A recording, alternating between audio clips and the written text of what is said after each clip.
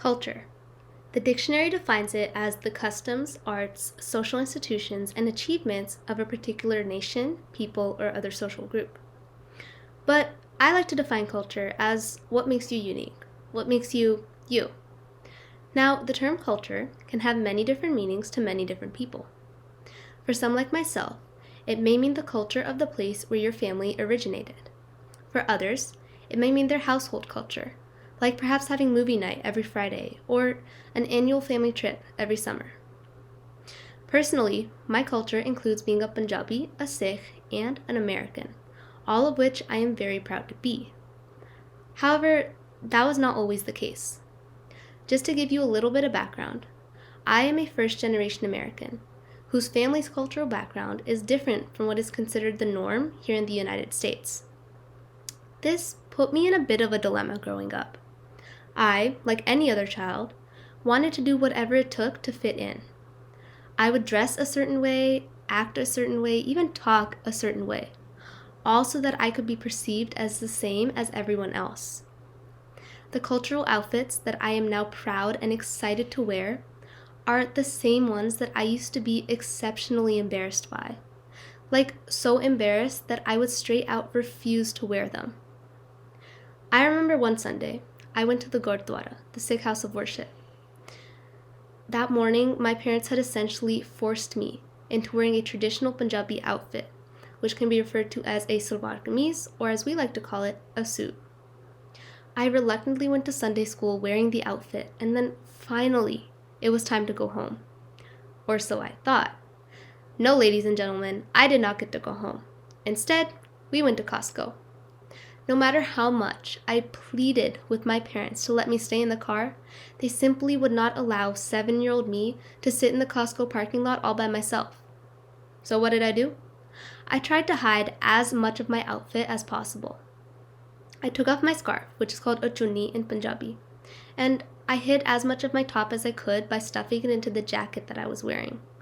I walked around the sample-filled aisles, angry and worried that someone might see me.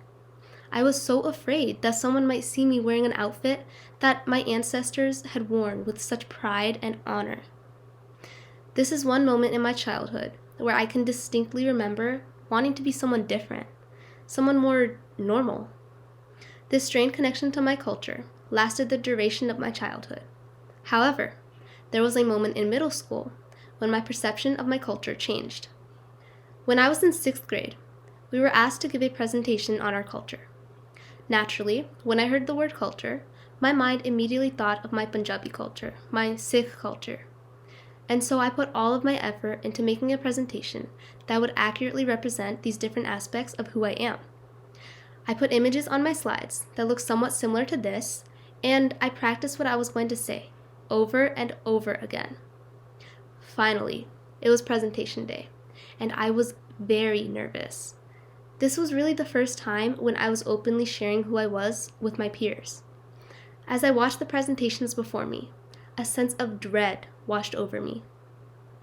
My presentation was completely different than theirs.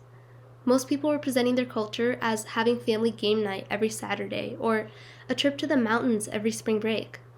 As I sat there, I became more and more nervous. How was I supposed to present now that I knew that everyone else had taken a different meaning of the word culture? Finally, it was my time to present.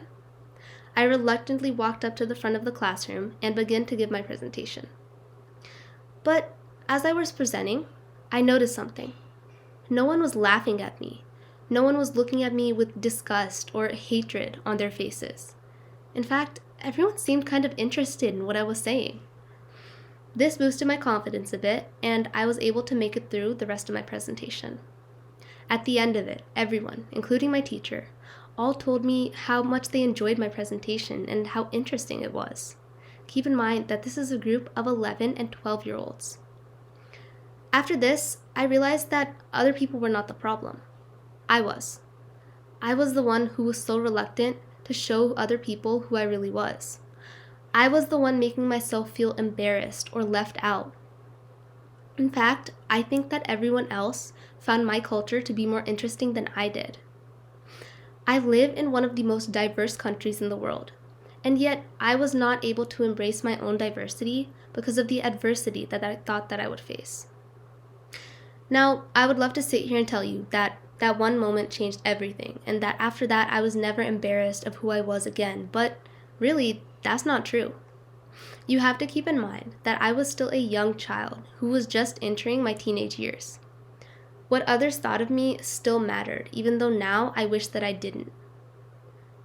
Our ancestors fought so hard for these cultural and religious traditions to be upheld, and they've been bestowed to my generation with such hope and aspiration, and yet we still are not able to embrace and appreciate this beautiful part of ourselves.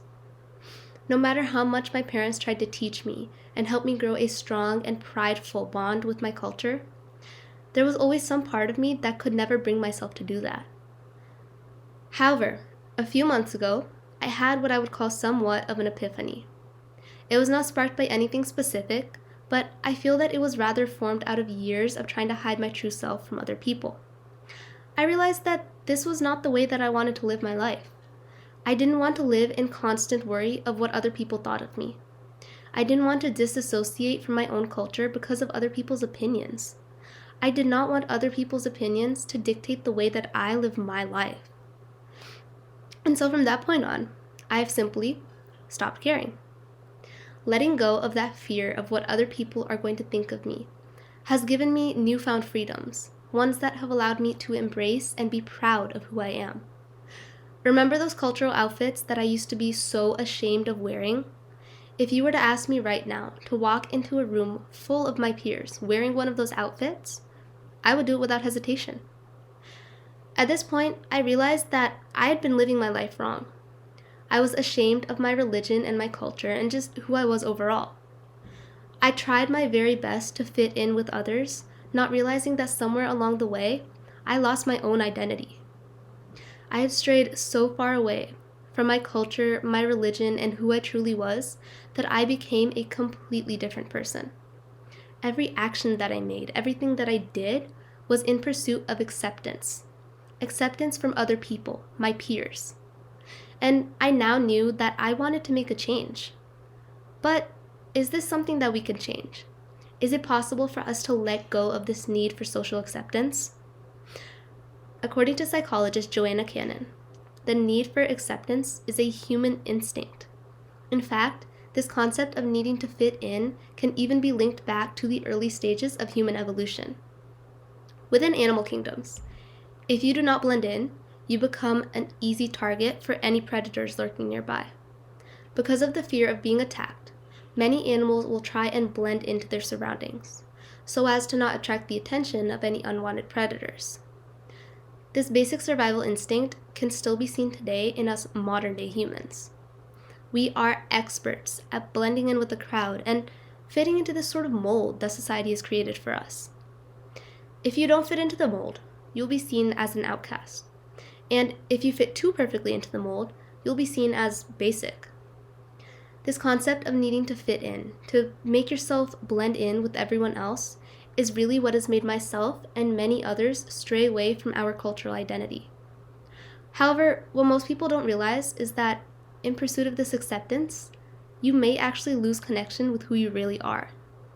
Many great civilizations and cultures throughout the history of the world have died out because the people within them have lost touch with their true identity. This is not something that has gone away, however. According to the Language Conservancy, it is predicted that at the current rate of language extinction, about 90% of all languages will become extinct by the end of this century. Just think about that. That means that the generations to come, our grandkids and great-grandkids, will have no idea what their cultural heritage was about. This problem of cultural abandonment is not only specific to me. I recently took a survey of my peers in preparation for this talk and found that 60% of people that I surveyed have wanted to change who they were at one point or another. Remember how I just told you that 90% of languages will become extinct by the end of this century? Well, when I asked my peers what that number would be, not even one person got the answer correct. Not even one. Isn't that alarming? I have seen so many people let go of their culture by either refusing to speak the language, refusing to partake in any cultural activities, and even changing their name. No matter who you are and what your background is, changing your outward appearance is not going to change who you are on the inside. This is something that we need to realize and take action upon. So, is changing your perception of yourself and your culture an easy process? No. Is it going to happen overnight? Also, no. This is something that takes dedication and self-discipline. Now, you may be wondering, okay, so what do I do? This process of not caring, as I like to call it, is something that you will have to work your way towards. Every time you find yourself questioning who you are or considering hiding some part of your cultural uniqueness from others, just take a moment to think. Think about what would happen if you didn't care about other people's opinions of your culture and who you are. Think about what would happen if you stopped letting other people's views get in the way of your own. If we could all begin to be more proud and accepting of who we are, if we could all begin to embrace our cultures rather than pushing them away, I guarantee that not only would people's opinions change, but the future of our cultures would remain secure. We need to educate ourselves on the beauty and history of our cultures. Doing so will allow our future generations to carry down the traditions and fundamental aspects of our cultures so that they may live on long after we are gone. But to do so, we all need to be comfortable and proud of who we are and find joy in embracing our cultures and our identities. So, even if you did not take anything else away from this talk, I want to leave you with one thing. I want you all to ask yourselves a question. Ask yourself, do I want to live my life the way that others want me to, or do I want to live my life the way that I want to?